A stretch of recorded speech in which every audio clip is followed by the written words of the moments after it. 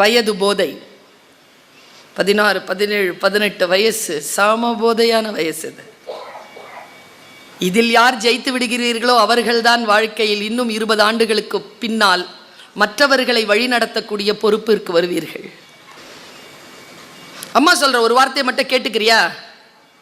கொஞ்சம் சிரமமா தான் இருக்கும். ஏனென்றால் வயது, இந்த வயதில் நீங்கள் சில விஷயங்களை கற்றுக்கொள்ள வேண்டும் என்பதற்காக என் மனதிலே முட்டுகின்ற இந்த கருத்தை மட்டும் சொல்லிடுறேன். இது 3வது கண் உன்னை பார்த்து கொண்டே இருக்கிற. ஒன்றும் இல்லை, அம்மா அப்பா 2 பேரும் சேர்ந்து இந்த ரியல் எஸ்டேட் யாராவது இருந்தாங்கன்னா இந்த இடத்துல நிலம் வாங்கணுங்கன்னு சொல்லிடுங்களேன்.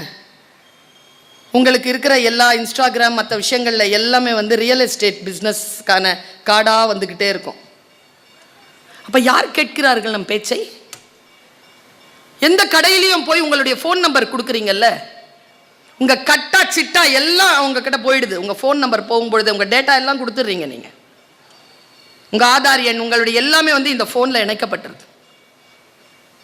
ஃபோன் நம்பருங்கிறது ஃபோனுங்கிறது சும்மாவா? யாரும் இதை பற்றி பயமுறுத்துவதே இல்லை. நமக்கு உடனடியாக ஒரு விஷயத்தை செஞ்சிடறோம். என் பையன் சின்ன வயசில் செய்வான். ஏதாவது ஒரு குப்பை இருந்தால் எடுத்து டிவிக்கு பின்னால் போட்டு வச்சுருவான். அந்த டிவிக்கு பின்னால் போட்டால் நம்ம கண்ணுக்கு தெரியாது. ஆனால் கிளீன் பண்ணும்போது என்ன ஆகும்? கிளீன் பண்ணும்போது என்ன ஆகும்? எல்லா குப்பையும் வெளியில் வரும். நமக்கு தகுதியே இல்லாதவற்றில் நாம் தோற்று போகிறோம். இது தகுதியே இல்லாத ஒரு கேட்ஜெட். இந்த கேட்ஜெட்டை படிக்கிறதுக்காக மட்டும் பயன்படுத்த. யாரையும் பார்த்து பயப்படாத. எதற்கு பயப்பட வேண்டுமோ அதற்கு பயப்படு. உதாரணத்திற்கு பைக் ஓட்டும் பொழுது வேகமா ஓடி போய் முட்டி சாவறதுக்கு பயப்படு.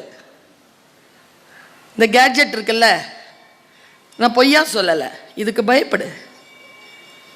நான் இதுக்கு போய் எதுக்குங்க பயப்படணும்னா, இந்த ஐ இருக்குல்ல, இங்கே ஒரு ஒரு கேமரா இருக்குல்ல, இது 3வது கண் உன்னை பார்த்து கொண்டே இருக்கு. உனக்கு தெரியாது. இதில் நீ ஒரு ஃபோட்டோ பிடிப்ப, நீ அழிச்சிருவ. சர்வரில் இருக்கும், எப்போ வேணாலும் நாங்கள் எடுத்துருவோம். அதை மொபைலை கண்ணியமாக பயன்படுத்த. நான் அப்படி சொல்கிறேன். இப்போல்லாம் எப்படி தெரியுமா மொபைல்லாம் பயன்படுத்துறது மேடம்? நான் நேற்று பர்மாவுக்கு போயிருந்தேன். நேற்று காலையில் தான் வந்தேன். பர்மா நாட்டில் பிள்ளைகள், நான் ஒரு 31 நாடுகளுக்கு போயிருக்கேன் மேடம். இது 32வது நாடு நான் நேற்று போயிட்டு வந்தது. அந்த குழந்தைகளை பார்க்கிறேன். அந்த குழந்தைகளுக்கு உங்களைப் போல வசதிகள் இல்லை, நெட் வசதிகள்லாம் இல்லை. உங்களுக்கு இருக்கக்கூடிய இந்த வசதி இருக்குல்ல, இதை பற்றி சொல்கிறேன். ரொம்ப ஜாக்கிரதையா இருங்க. எனக்கு வார்த்தைகள் முட்டுகின்றது. எதை உன்னிடத்தில் சொல்லுவது, எதை விடுவது என்று நான் கவலையோடு நிற்கிறேன். ஏனென்றால் உலகத்தை சந்திக்கின்றவள் நான். உன் பெற்றோர் மாதிரி இல்லை. உன் பெற்றோருக்கு நீ ஒரே ஒரு குழந்தை தான். இந்த ஸ்கூல் டீச்சருக்கு அந்த கிளாஸில் இருக்கிற அந்த குழந்தைகள் மட்டும்தான் குழந்தைகள். நான் உலகமெல்லாம் சுற்றி பல்லாயிரக்கணக்கான பல லட்சக்கணக்கான குழந்தைகளை சந்தித்து கொண்டே இருக்கிறேன். நான் சொல்லுகின்ற சத்தியத்தை உள்வாங்கி வைத்துக் கொள்ளுங்கள். நமக்கு தகுதியே இல்லாதவற்றில் நாம் தோற்று போகிறோம். இது தகுதியே இல்லாத ஒரு கேட்ஜெட். இந்த கேட்ஜெட்டை படிக்கிறதுக்காக மட்டும் பயன்படுத்த. கம்யூனிகேஷனுக்கு மட்டும் பயன்படுத்து, கான்வர்சேஷனுக்கு பயன்படுத்தாத. கான்வர்சேஷனுக்கு பயன்படுத்தாத. It is not for conversation, it is for communication. இதுல இருக்கக்கூடிய டேஞ்சர் சொல்லவா, ரொம்ப டேஞ்சரானது. என் பையன் என்கிட்ட கேட்டார் ஒரு வாட்டி, அம்மா உனக்கு மட்டும் ரீல்ஸ் பார்த்தா நல்ல நல்ல ரீல்ஸா வருது, எனக்கு மட்டும் பாடாவதியான ரீல்ஸா வருது, ஏமான்னு கேட்டான். நான் சொன்னேன், நீ எந்த ரீல்ஸை 20 செகண்ட்ஸ்க்கு மேலே பார்ப்பியோ அந்த ரீல்ஸ் அது கொடுத்துக்கிட்டே இருக்கும். இப்பெல்லாம் நீ எந்த யாருடன் பழகுகிறாய் என்று சொல், நான் உன்னை பற்றி சொல்கிறேன்லாம் கிடையாது. நீ எந்த புத்தகத்தை வாசிக்கிறாயோ சொல், நான் உன்னை பற்றி சொல்க கிடையாது. உன் கூகுள் ஹிஸ்டரியை சொல், நான் உன்னை பற்றி சொல்கிறேன். பேரண்ட்ஸ்க்கு சொல்லித்தர ஒரு விஷயத்த. நம்ம குழந்தையில சிலது மீன், சிலது மானு. மானு காட்டில் ஓடும், கடல்ல நீந்தாது. மீன் கடல்ல நீந்தும், காட்டில் ஓடாது. மீனை பிடிச்சி ஓட சொல்லாதீங்க, மானை பிடிச்சி நீந்த சொல்லாதீங்க.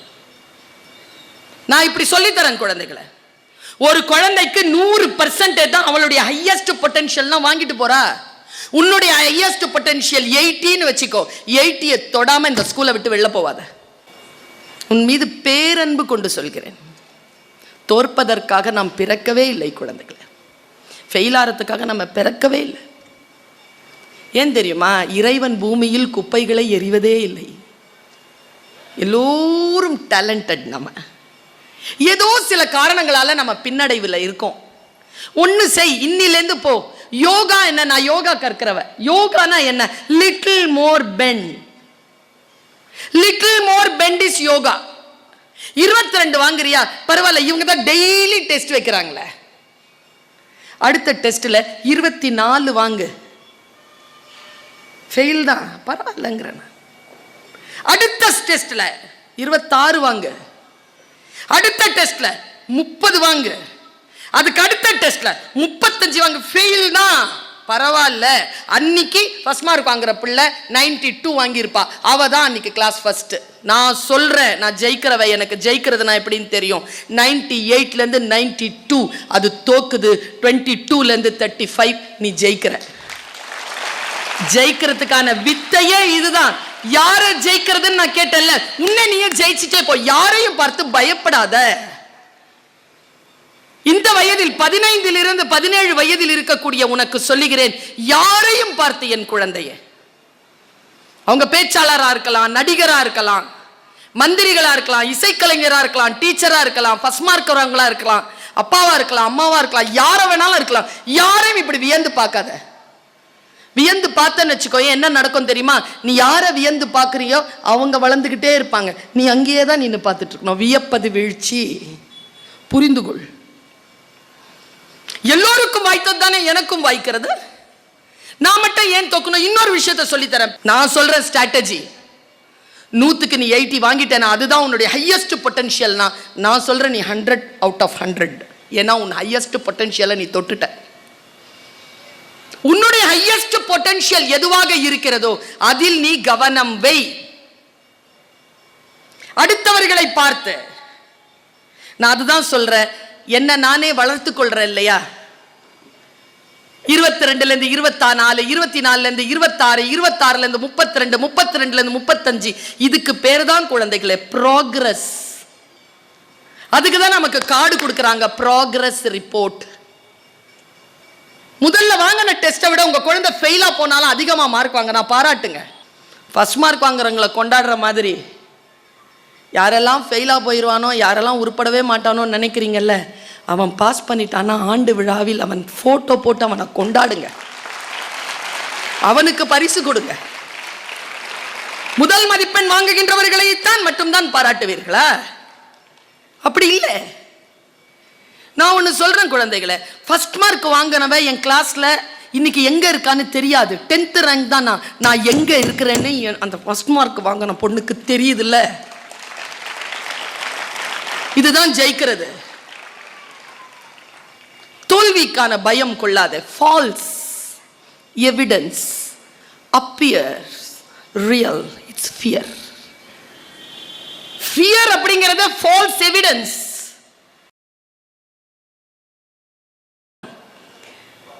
ஆல் கிளாஸ் கிளாப் அப்படிம்பாங்க. நம்ம எல்லாருமே கிளாப் பண்ணோம். அது எந்திரிக்குமா?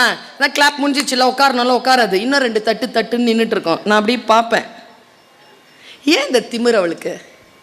98 இப்போ என்ன அவசரம் திருத்திட்டு வந்த நீ?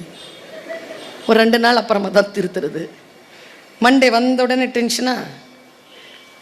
இப்போ நல்ல டீச்சர்னு ஒரு கேட்டகரி இருக்குது, வெறும் டீச்சர்னு ஒரு கேட்டகரி இருக்குது. வெறும் டீச்சர்னா மீனாட்சி, சுப்பிரமணி, காயத்ரி, சாய்ராபானு இந்த மாதிரி சொல்லி கொடுத்துருவாங்க, பேர் சொல்லி கொடுப்பாங்க. நல்ல டீச்சர் யாருன்னா என்ன மாதிரி காயத்ரி 45, சுரேஷ் 49, சாய்ராபானு 52 இப்போ சொல்லி கொடுப்பாங்கல்ல.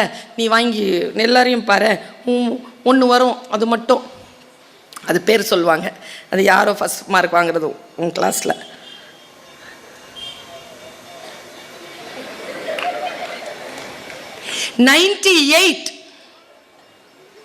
அதுவும் அவங்க அவ்வளோ அழகாக திருத்தி அந்த